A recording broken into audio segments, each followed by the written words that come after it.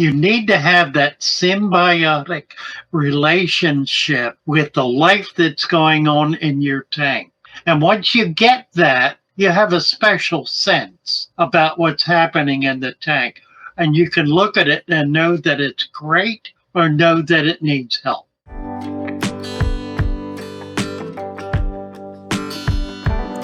Well, hello. Come right on in.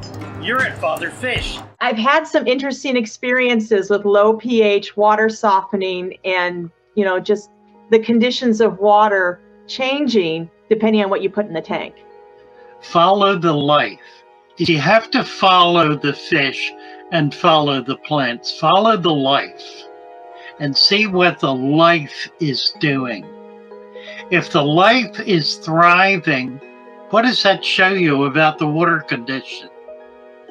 If the life is thriving, it doesn't matter what the measurement is. That's synthetic. That's just a number put on a chemical reaction. If the fish are not thriving, if they're starving, if they're sick, if the plants are not living, then you need to dig into it more deeply and figure out what you can do to create an environment where they're going to be able to thrive. Don't worry about what the pH is. Don't worry about what the hardness is. Don't go chasing the parameters of your water, because it'll make you crazy and it'll kill your fish. Yeah. Follow the fish. Yeah. Keep your eye focused on the life that's going on in there and do whatever you can to encourage that and to improve upon that and to increase the environment of life in order to be able to have the kind of living environment that you're striving for. It doesn't happen by paying attention to the pH. It doesn't happen by measuring the water hardness. It doesn't happen that way. No, it happens. You can observe it. Sure. Yeah. But don't observe it to the point where you're messing up something that doesn't need to be messed with. I've got boxes of testing supplies somewhere. I haven't looked at it in years. The reality is that unless you're having a problem and need to figure out what the problem is, there's not a lot of point to chasing nitrites or ammonia or pH. All it does is make you do things that increase the variations in the tank. In other words, if you've got a tank that's becoming gradually more acidic, it has inadequate buffers in it, and it becomes gradually more acidic, probably what's going to happen is it'll reach a point where it will stop. It'll reach like 7.0 or 6.4 or something like that.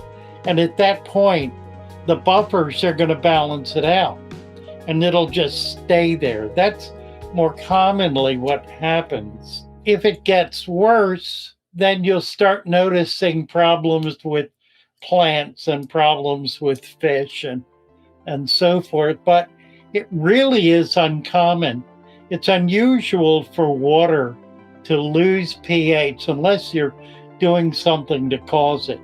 If, for example, you're using rainwater or topping off with RO water, something like that, then the buffers are going to tend to diminish and the pH will tend to drop. But there's a good reason for topping off with tap water, because it maintains the stability, particularly if you have plants in the tank, because the plants and the other microfauna and bacteria and whatnot are taking up, assimilating a certain amount of those, a certain amount of that GH, that general hardness. So it's not going to get worse and worse and worse. Yeah, and I know that's what you're talking about, because I've certainly been there where it's like I'm trying to read what things in a glass vial are telling me, but the reality is that the tank is fine. I've been able to look at a tank and go, okay, there is something different about it. And you've even talked about this before, where you just look at a tank and go, there's something different about it. What is it? And I've discovered that plants can use up minerals in the water column, especially if all I'm doing are top offs. So sometimes I have to add, minerals back into the water. Or if I've got too much driftwood or tannins, I have to remove, and I don't want a system that allows for these tannins to soak in, meaning like I've got plants that don't do too well with excess tannins. I have to remove some of those tannins, but I do that by observing. Fanaticals. I don't feel right until I breathe the air from my tank and felt the life through my senses. There it is. That's exactly right. You need to have that symbiotic relationship with the life that's going on in your tank. Yeah. That's really what it is. And once you get that, you have a special sense about what's happening in the tank. And you can look at it and know that it's great or know that it needs help.